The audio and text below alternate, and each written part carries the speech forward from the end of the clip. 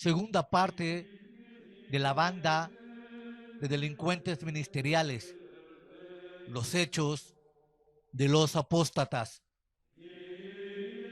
Judas, versículo 10, afirma: pero estos blasfeman de cuantas cosas no conocen, y en las que por naturaleza conocen, se corrompen como animales irracionales.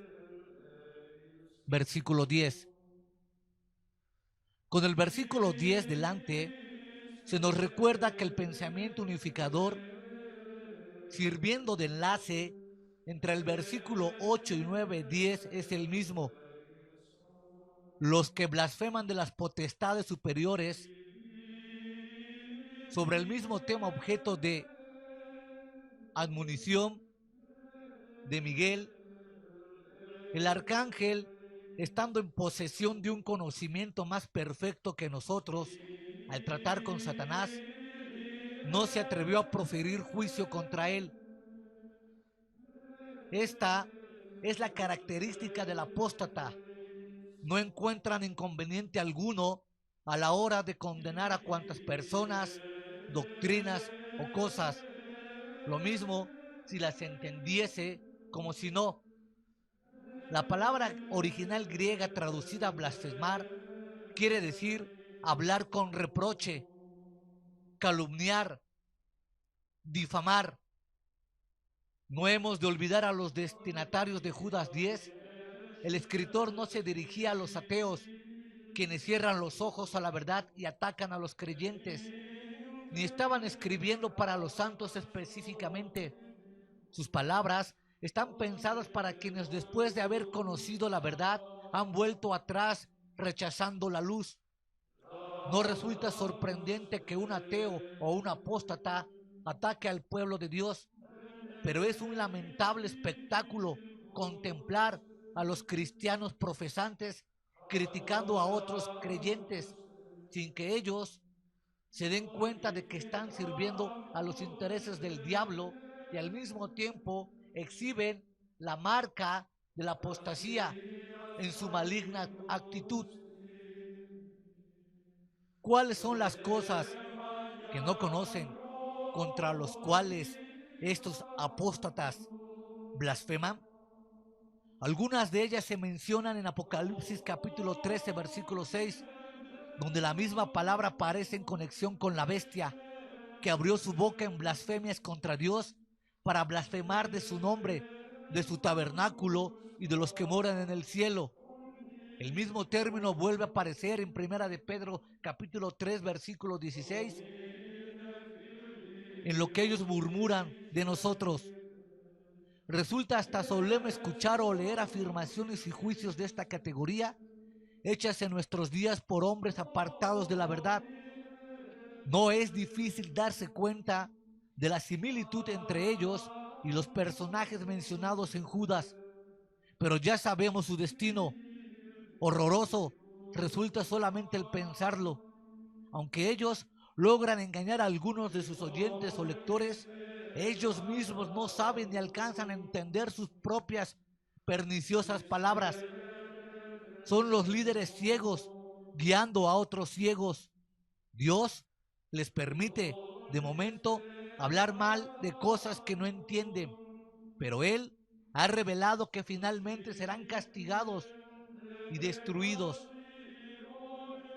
Este es el reino propio de esta clase de hombres, el que por naturaleza conocen, pero se corrompen como animales irracionales. Es el reino del mundo natural, donde el conocimiento es igual como el que tienen los animales sin inteligencia. En el versículo 10 se nos muestran dos palabras diferentes para conocer. La primera, oída, hace referencia a la percepción por medio de los sentidos fisiológicos comunes a todos los animales racionales e irracionales. La segunda palabra es el griego epistau, para significar las percepciones fisiológicas y las llegadas mediante las facultades inteligentes del hombre. Los apóstatas solamente disfrutan de la primera de estas facultades. Su conocimiento es puramente superficial. Son verdaderos charlatanes del púlpito, verdaderos magos y expertos para nublar el pensamiento bíblico y teológico. El Espíritu Santo también ha escogido los términos a la hora de designar el concepto hombre. En la Escritura, el psicos se emplea para hablar del hombre natural. Un apóstata es este hombre carnal, psicos, sin poseer la elevada vida del Espíritu, aunque afirmen una y otra vez que esta vida les es poseída por el Espíritu Santo. Sabemos que mienten por la manera en que alteran, tergiversan y niegan la Santa Escritura. Aunque tengan toda la apariencia de piedad, su baja naturaleza le domina desde su interior. Los apóstatas pertenecen al mundo. Al burlarse de los cristianos verdaderos, como los demás mundanos, su interés queda centrado en las cosas de aquí abajo, limitadas a la vida presente. Sus más altos ideales religiosos tienen su centro en las reformas sociales con el fin de aliviar los sufrimientos humanos por medio de recursos materiales. Ninguna importancia da a las almas de los que están pereciendo. Notemos el versículo 10, presenta las tres marcas de la apostasía en el orden del inverso a la manera que presenta el versículo 8. Es decir, hay blasfemia, hay limitación del conocimiento a causa de haber despreciado la fuente del verdadero saber, que es el mismo Espíritu de Dios revelado a través de la Santa Escritura. Y la frase final menciona la corrupción como animales irracionales. En el versículo 8, la palabra mancillan tiene el significado de teñir o manchar y hace referencia a la contaminación. Pero en el versículo 10, la palabra corrompen quiere decir estropear o arruinar y describe la total destrucción como resultado de la corrupción del pecado. Algunas versiones bíblicas traducen se destruyen como animales irracionales. Esta misma palabra aparece en el original de Efesios capítulo 4 versículo 22, donde nuestras Biblias traducen despojaos del viejo hombre que está viciado conforme a los deseos engañosos. Esto es, el hombre natural está completamente corrupto a los ojos de Dios. Este hombre natural debe regenerarse y nacer de nuevo antes de poder entrar en el reino de los cielos. Un apóstata es presentado en el versículo 10. Concluimos como el que blasfema de la verdad, quedando limitado a las cosas de la vida presente y del conocimiento natural y de los valores, pereciendo al final a causa de su corrupción y recibiendo la condenación eterna. Fácil es distinguir esta pendiente que provoca la aceleración del pecado y la caída a quienes se embarcan en el camino de la apostasía. En el versículo 11 nos dará más luz sobre esta terrible verdad.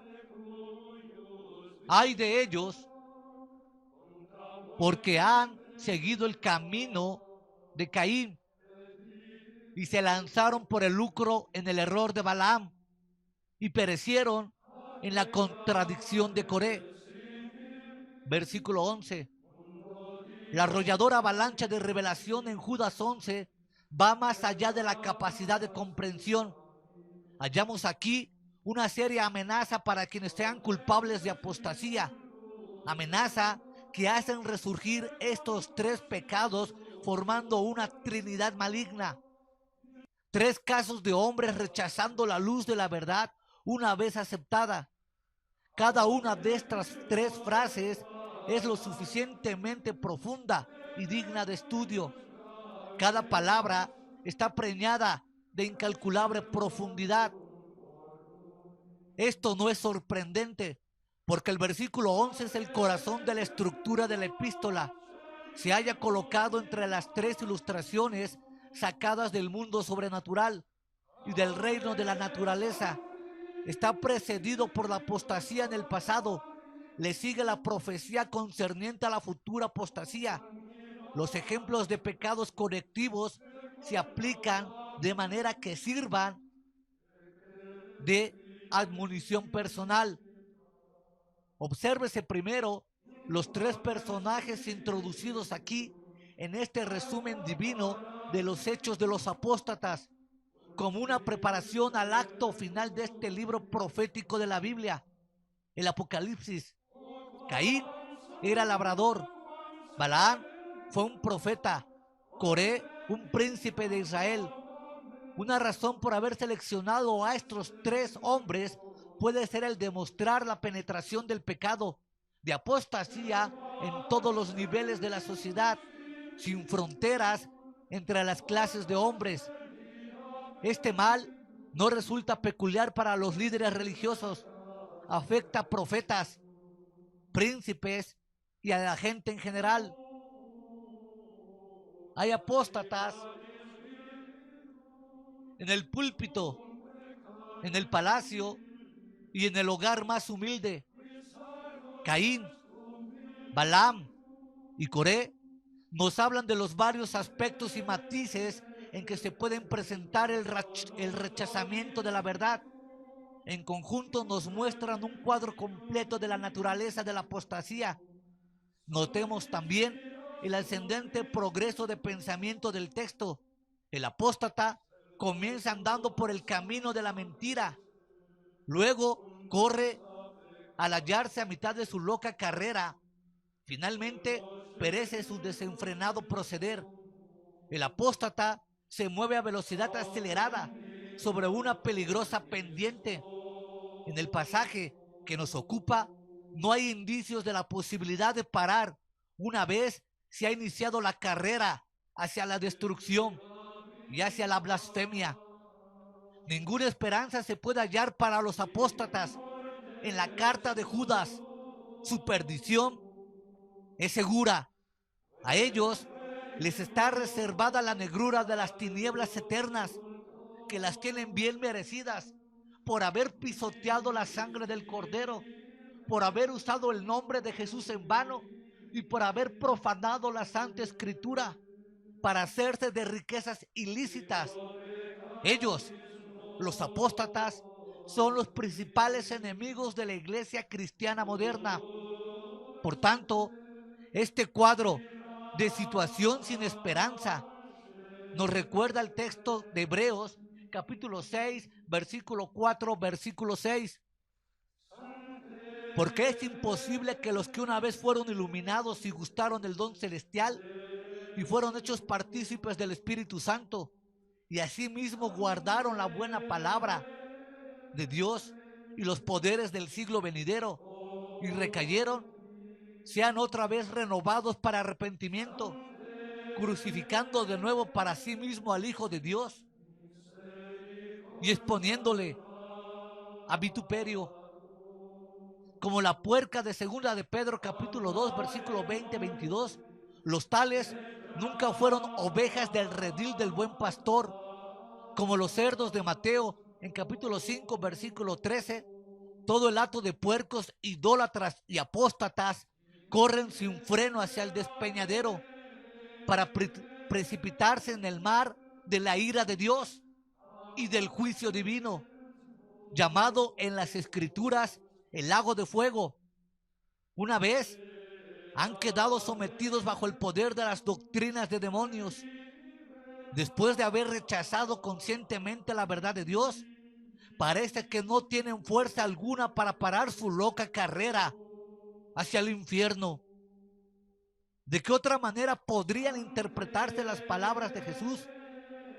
Por eso, ellos no podían creer. ¿Qué otra explicación podría darse a la carta del apóstol San Pablo en 2 de Tesalonicenses, capítulo 2, versículos 10 y 12? y con todo engaño de iniquidad para los que se pierden, por cuanto no recibieron el amor de la verdad para ser salvos. Por esto, Dios les envía un poder engañoso para que crean la mentira, a fin que sean condenados todos los que no creyeron a la verdad, sino que se complacieron en la injusticia.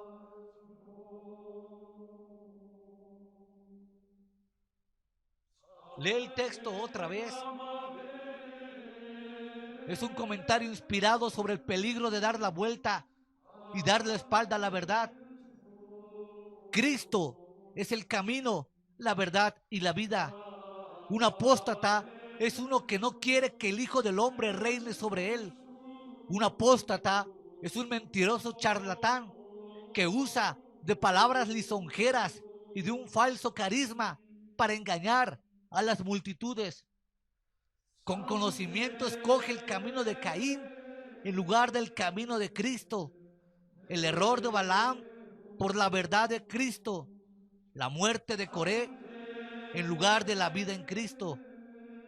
Otro elemento en este pensamiento progresivo de Judas aparece si traducimos el original más textualmente. Por el camino de Caín se fueron y en la búsqueda de Balaam en pos del dinero, ellos corrieron a la cabeza y en la rebelión de Coré perecieron. La apostasía comienza con un camino, se sigue corriendo a la cabeza, se practica la rebelión y se termina en el cementerio. Es importante considerar algunos de los detalles en cada uno de estos tres ejemplos tomados del Antiguo Testamento. Si queremos sacarle toda la sustancia a este versículo, ¿qué es el camino de Caín? En el Salmo capítulo 1, el camino de los pecadores es llamado la senda de los malos. Salomón se refiere a ello cuando escribe: hay camino que parece derecho al hombre, pero su fin es camino de muerte. En la Biblia hallamos frecuentes referencias a esto. En Génesis capítulo 4, versículo 1 al 7, se nos dice que Caín trajo un sacrificio a Dios del fruto de la tierra maldita, pero Abel ofrendió un cordero de su rebaño. Sabemos que ambos hijos fueron enseñados por sus padres con la verdad de Dios. Ellos sabían que no podían presentarse delante de él sin la sangre victoria de una víctima inocente. La demostración de que estaban instruidos en este sentido la tenemos en el mismo Abel, quien trajo su cordero por fe, esto es, creyendo las disposiciones que Dios había mandado. Caín trajo algo distinto, posiblemente desde el punto de vista estético más agradable que un cordero degollado. Pero Dios no se agradó de él porque la acción implicaba una desobediencia a su voluntad. Esta es la primera referencia al camino de Caín. Cuando la doctrina bíblica del derramamiento de sangre se desplaza para ser respuesta por otra enseñanza sustitutiva, de tal manera que las buenas nuevas de salvación cambian de mensaje, poniendo a un lado los méritos de la cruz de Cristo, se ha entrado en el camino de Caín. Por eso he venido testificando y hablando que en estos tiempos modernos, estos apóstatas han cambiado el evangelio. Hoy tenemos otro evangelio, tenemos otro Jesús y tenemos otra reinterpretación de la Biblia, de tal forma que a través de una mente torcida se pretende avalar todas las pseudodoctrinas y todo el circo, maroma y teatro que hacen esos charlatanes de la fe a fin de justificar sus obras impías. El camino de la cruz, el camino de la salvación, el camino de la salvación y de la redención ha sido brutalmente obstaculizado por estos falsos maestros.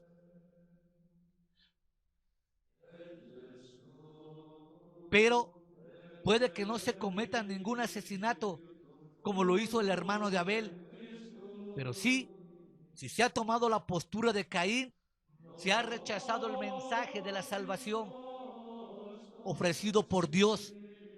El único posible para lograr el perdón de los pecados es el sacrificio vicario de Cristo al derramar su preciosa sangre en la cruz. No existe otro camino de salvación. Es una mentira, una abominación, un sacrilegio lo que hace este canal de enlace que tiene por lema una señal venida, pero del infierno, del mismo seno de Satanás, del mismo trono del diablo, han levantado sus maratónicas, profanando el santo nombre de Dios, usurpando la sagrada escritura, haciendo de la Biblia un verdadero negocio mercantilista de la fe, estafando a todo un pueblo incauto y a todo un pueblo ignorante de la palabra divina. ¡Ay! ¡Ay! ¡Ay de estos dueños de enlace que con sus mentiras y engaños han puesto de tropezadero al gentil y al cristiano! Por eso es justo la condenación y es justo su juicio. Judas se refiere a estos hombres como caminando por este sendero ancho pero equivocado. La palabra seguir en Judas versículo 11 significa pasar de un lugar a otro, abandonar. El mismo término original aparece en Mateo capítulo 25 versículo 41. Apartaos de mí, malditos, al fuego eterno preparado para el diablo y sus ángeles. Judas está hablando de quienes una vez han recibido la luz de la verdad de Cristo y han estado convencidos de ella. Se han apartado de quienes les rescató y han rechazado su oportunidad de ser salvos. Más tarde se verán incapacitados de arrepentirse y quedarán apartados de Cristo para siempre y eternamente. Nuestra libre determinación presenta afecta el invariable destino de nuestro futuro. Más adelante, para ampliar la descripción de quienes han entrado en el camino de Caín, el Espíritu Santo nos cambia la figura del homicida por la de un profeta, Balaam, y sirve de otra terminología a la hora de aclararnos su significado. En rebeldía vivieron y en rebeldía perecieron. Son amantes de los placeres más que el amor de Dios. La expresión griega se lanzaron es mucho más gráfica en el original. Podríamos traducir la palabra han sido expulsados como las aguas de una presa cuando rebasan su nivel y se precipitan por las rampas de cemento hasta el fondo de la corriente. Cuando los principios de Cristo se ponen de lado, poco queda para frenar las inclinaciones al mal y al pecado que corrompen la voluntad humana. Recordemos que Balaam fue un profeta ávido de dinero. Cuando el pueblo de Israel llegó al término de su recorrido por el desierto y estaba a punto de entrar en la tierra prometida, el jefe de la idólatra nación de Moab y Madián tuvo temor de las huestes de los israelitas. En un empeño de asegurar su pueblo, intentó alquilar a Balaam para que maldijera a la nación enemiga. Cuando el profeta buscó el consejo del Señor, le dijo: no vayas con ellos, ni maldigas al pueblo, porque bendito es. No satisfecho con esta respuesta, más que suficiente para un hombre con temor de Dios, Balaam pidió de nuevo cumplir sus deseos y le fue otorgado el permiso, con la única condición que en vez de maldecir al pueblo, tenía que pronunciar bendiciones sobre Israel. Al verse Balaam sin la recompensa prometida a él por Balac, rey de Moab, el egoísta corazón del depravado profeta concibió otro maligno pensamiento. Si lograse incitar a las mujeres de Madián y de Moab para que tentaran a los hombres israelitas, haciéndoles caer en pecado, el propósito de Balac quedaría cumplido y Balaam se convertiría en un hombre rico. Serán suficientes 3 breves citas bíblicas para explicar el éxito obtenido en su plan de burlar los propósitos de Dios. Las hijas de Moab y Madián sedujeron a los hijos de Israel, las cuales invitaban al pueblo a los sacrificios de sus dioses, y el pueblo comió y se inclinó a sus dioses. Así acudió el pueblo a Baal Peor, y el furor de Yahvé se encendió contra Israel. De la manera como ocurrió, está escrito en Números capítulo 31, versículo 16. He aquí, por consejo de Balaam, ellas fueron a causa de que los hijos de Israel prevaricasen contra Jehová en tocante a Baal Peor, por lo que hubo mortandad en la congregación de Yahvé. A estas declaraciones podríamos añadir Apocalipsis capítulo 2, versículo 14. Pero tengo unas pocas cosas contra ti, que tienes ahí a los que retienen la doctrina de Balaam, que enseñaba a Balac a poner tropiezo ante los hijos de Israel, a cometer y comer de cosas sacrificadas a los ídolos y a cometer fornicación. Balaam tomó el camino de Caín. Su sistema de vida después de esta traición fue en rebeldía contra Dios. Por eso pereció miserablemente juntamente con los enemigos de Dios. Este fue su final. El inevitable día del juicio vino sobre él. Por otro lado, Israel, como nación, venció finalmente a sus enemigos. También mataron a espada a los hijos de Israel, a Balaam, el adivino, hijo de Beor. Entre los demás que mataron, pereció al final del camino ancho. Todos estos testimonios nos ilustran el significado de las palabras de Judas. Lucró en el error de Balaam. Es el error de todos los apóstatas, el error de todos los infames, el error de todos los mentirosos, el error de todos los falsarios. El sacrificar las eternas riquezas por el lujo terrenal, por el dinero y por la gloria. Es caminar por el camino ancho y la senda fácil. Es gozar de los deleites temporales del pecado y desear los tesoros de los egipcios. Es la pasión de ganar alguna parte de este mundo, aunque el precio sea el enorme precio de perder su alma.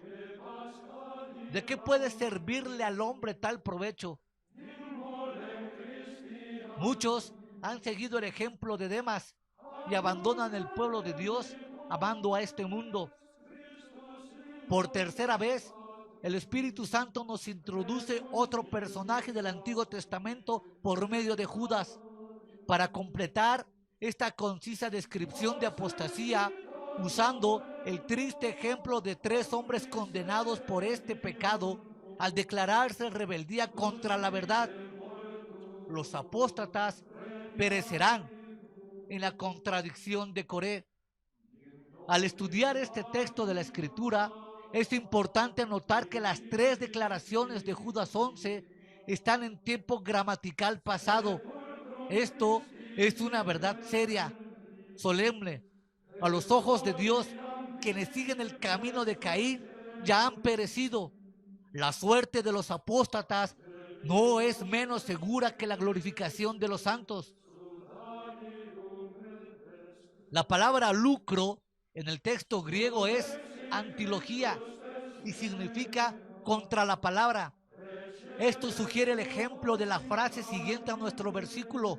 Caín ignoró la palabra revelada a él como le fue revelada a Abel. Balaam sutilmente se opuso a la palabra que le había sido conferida. Coré perece por la contradicción de la palabra de Dios. De tal forma, todos los que contradicen, niegan, tuercen, nublan el concepto divino, la suerte ya está echada, perecerán en la contradicción de Coré. Coré fue un levita primo de Moisés. Bajo su responsabilidad e inspiración y la de sus asociados, Datán y Abimaram organizaron un levantamiento en contra de la autoridad de Moisés y Aarón. El clímax de la crisis llegó cuando se abrió la tierra que estaba debajo de ellos. Abrió la tierra su boca y los tragó a ellos, a sus casas, a todos los hombres de Coré y a todos sus bienes.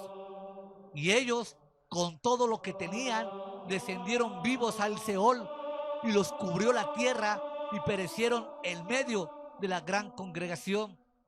Ah, cuánto gusto me daría que ahorita, en estos tiempos modernos, se abriera la tierra y se tragara el blasfemo de Guillermo Maldonado al afirmar que nuestro Dios, el 3 veces santo, es como una prostituta que abre las piernas para poder recibir un regalo y al mismo tiempo de haber recibido el regalo, bendecirte por la ofrenda de su dinero. Ah, este apóstata degenerado que ha denigrado la santidad divina, que ha pisoteado el santo nombre de Dios, merece el peor de los castigos. Y no lo digo yo, lo dice la Santa Escritura, porque como hemos visto, la palabra griega en tiempo pasado está destinado a la más terrible condenación. Condenación, pero mientras llega, este apóstata se lleva entre sus predicaciones y falsas doctrinas a multitudes, multitudes que no quieren abrir los ojos y multitudes que no aceptan la palabra de Dios. Por tanto, perecerán. ¿Cuál fue el gran pecado a causa de la tragedia de Coré y sus asociados? El rechazo del mediador enviado por Dios para arreglar el problema entre él y su pueblo. Pero él blasfemó de las dignidades superiores escogidas por Dios. Al rebelarse contra Moisés y Aarón, estaba rechazando la figura que ambos representaban, Cristo, el único mediador. Por tanto, él se puso a la altura de todos cuantos se rebelan contra la palabra de Dios, que ofrece salvación. Su inevitable resultado fue la muerte. Coré se atrevió a proclamar que toda la congregación, todos ellos son santos y en medio de ellos está Jehová. ¿Por qué, pues, os levantáis vosotros sobre la congregación de Jehová? Los rebeldes, los apóstatas, los camaleones eclesiásticos, los falsos pastores disfrazados de ovejas, los falsos pastores, ministros, se rebelan hoy en día sin ningún pudor ante la autoridad del Antiguo y del Nuevo Testamento. Los rebeldes pretendían prescindir del mediador establecido.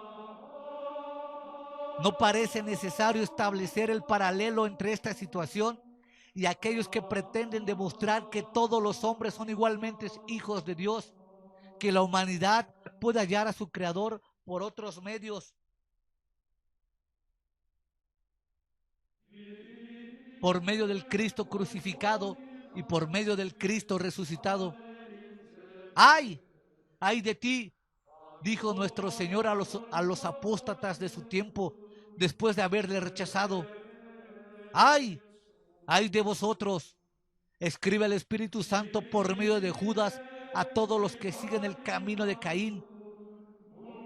El mismo camino de Caín es el mismo camino de condenación, seguido por tantos en la historia y que ya están pagando las consecuencias en la actualidad. Dios nos ha concedido discernimiento para reconocer a tales hombres en medio de nosotros en el tiempo presente, y también nos ha dado la gracia para oponernos a ellos, para que contendamos ardientemente por la fe que una vez le fue dado a los santos. Estos son manchas en vuestros agapes, que comiendo impúdicamente con vosotros se apacientan a sí mismos, nubes sin agua, llevadas de acá para allá por los vientos.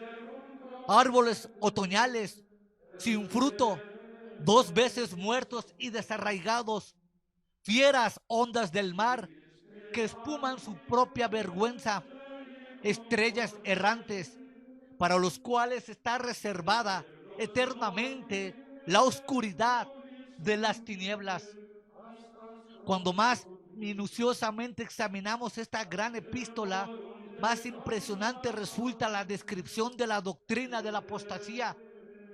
Judas ha llegado a recorrer la creación entera, desde los ángeles hasta los hombres y los animales irracionales, pero quedaba el reino de la naturaleza, y en 5 cuadros pintados con rápida inspiración hace pasar por delante de nuestros ojos la tierra, el aire, los árboles, el mar, el cielo estrellado y el universo entero.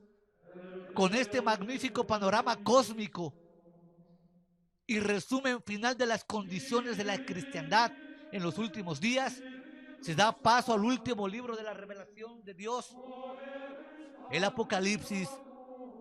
Son 5 fenómenos naturales. Nos presenta 5 instructivas lecciones sobre el tema de la apostasía.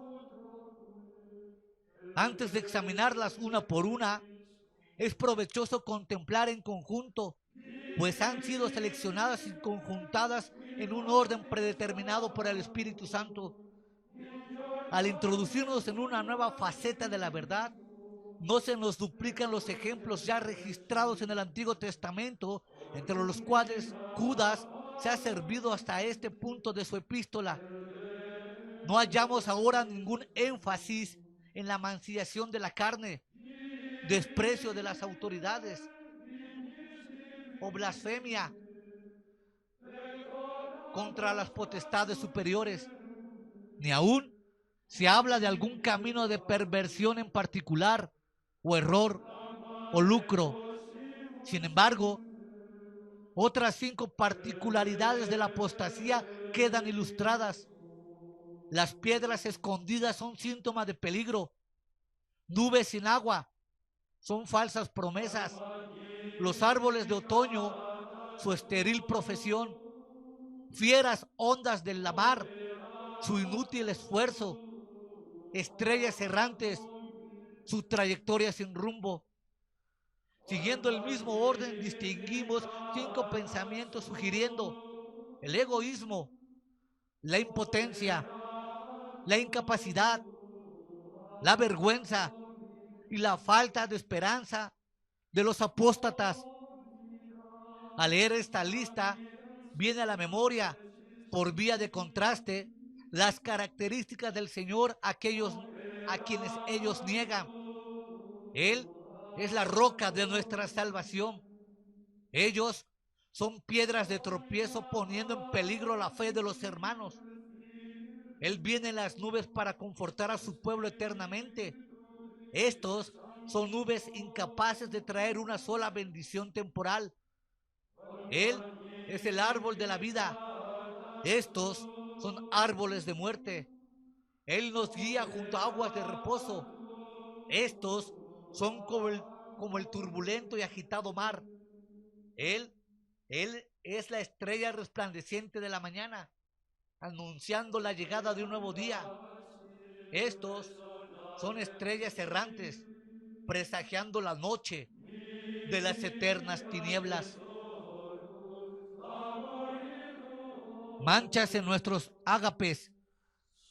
Algunos versículos y versiones de la Biblia los han traducido como rocas escondidas en lugar de manchas, como tenemos en nuestras versiones castellanas. La palabra original hace referencia a las rocas o arrecifes que sobresalen de la tierra, pero se mantienen escondidas debajo del agua o solamente sobresalen cuando hay desnivel de mareas. Estos salientes representan un peligro para quienes se acercan a ellos desde el mar. Lo apropiado de este término no puede tener mejor aplicación cuando se combina formando una metáfora mezclada.